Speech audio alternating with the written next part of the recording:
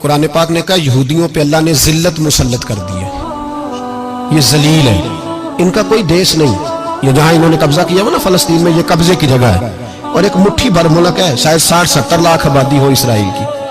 اگر امریکہ اس کی مدد نہ کرے تو اسرائیل قائم نہیں رہ سکتا، اور اس کے گرد 12-14 اسلامی ملک ہیں۔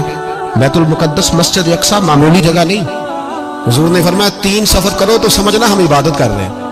کون کون سے؟ فرمایا اگر بیت اللہ جاؤ تو عبادت سمجھ کے جانا، مسجد نبوی کی طرف جاؤ تو عبادت ہے، اور مسجد اقصیٰ کی طرف جاؤ تو یہ بھی عبادت ہے۔ اور فرمایا مسجد اقصیٰ میں جس نے ایک نماز پڑھی اسے 25,000 نمازوں کا ثواب ملے گا۔ اور میرے رسول پاک نے یہ وہ مسجد ہے جس کے ساتھ معراج شریف جڑا ہوا ہے۔ قرآن پاک نے کہا کہ اس مسجد میں سبحان اللہ اسریٰ بعبدہ لیلا من المسجد الحرام الی المسجد الاقصیٰ۔ مسلمانوں، قرآن کہتا ہے کہ تمہارے معراج کی شان رسول پاک کی مسجد اقصیٰ سے جڑی ہے۔ جس محبوب کو رب معراج کرائے تو مسجد اقصیٰ میں لا کے کرائے۔ وہ جگہ معمولی جگہ ہے، وہ معمولی جگہ ہے مسجد اقصیٰ۔ نبی پاک نے وہاں نبیوں کی امامت کرائی، 17 مہینے اس مسجد کی طرف منہ کر کے تیرے اور میرے رسول نے نمازیں پڑھی۔ چھوٹی جگہ ہے، اور پوری دنیا کا مسلمان اسے چاہیے شرم سے گڑ جائے۔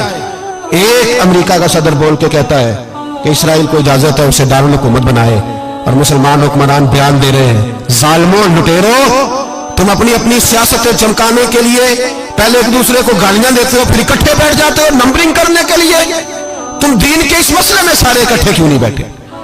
سارے پاکستان کے سیاستدانوں کو، علماء اور مشائخ کو چاہیے تھا ایک پیج پہ اکٹھے ہوتے، اکٹھے بیٹھ کے ایک بیان ہی دے دیتے، ایک بات ہی کر دیتے۔ پھر میرا سلوٹ ہے ترکی کے صدر کو، پھر میرا سلوٹ ہے ترکی کے صدر کو۔ عجیب بات ہے نا کہ اس کے پاس ایٹمی طاقت آپ سے کمزور ہے، آپ کی تگڑی ہے۔ اس کے پاس جو فوجی طاقتیں ہیں وہ اپنی جگہ پر آپ کی فوجی طاقتوں کا لوہا مانتی ہے دنیا، لیکن پھر مجھے کہنے دو نا، میدان میں بندہ ایٹمی طاقت سے نہیں لڑتا، ایمان کی قوت سے لڑتا ہے۔ وہ بول اٹھا ہے نا، کیا کر لیا اس نے اپنی پارلیمنٹ سے خطاب کیا۔ اس نے بہت عرصہ پہلے کہا تھا مسجد اقصیٰ میری خواب میں آئی تھی، اور رو کے کہتی تھی آئے مجھے کوئی صلاح الدین ایوبی کا ماننے والا، کوئی آئے مجھے بچائے۔ کہتے میری خواب میں آئی تھی اور روتی تھی، کہتی تھی کوئی آئے۔ اور ایک شاعر نے کہا ہے مسجد اقصیٰ نبی پاک کو بھی بلاتی ہے، کہتی ہے ایک بار پھر طیبہ فلسطین میں آ، راستہ دیکھتی ہے پھر مسجد اقصیٰ تیرا، ایک بار پھر سے طیبہ سے فلسطین میں آ، راستہ دیکھتی ہے پھر مسجد اقصیٰ تیرا۔ کوئی بول رہا ہے نہیں اتنا مقدس مقام، چھوٹے چھوٹے بیانوں، کہیں اکٹھے ہو جاؤ، پیش کوئی کر رہا ہوں بڑی جلدی۔ اس امریکہ کو لوگ ٹوٹتا ہوا دیکھیں گے، اس سے بکھرتا ہوا دیکھیں گے، اس سے لرزتا ہوا دیکھیں گے، اس لیے کہ مقابلے رب رسول سے اتنے آسان نہیں۔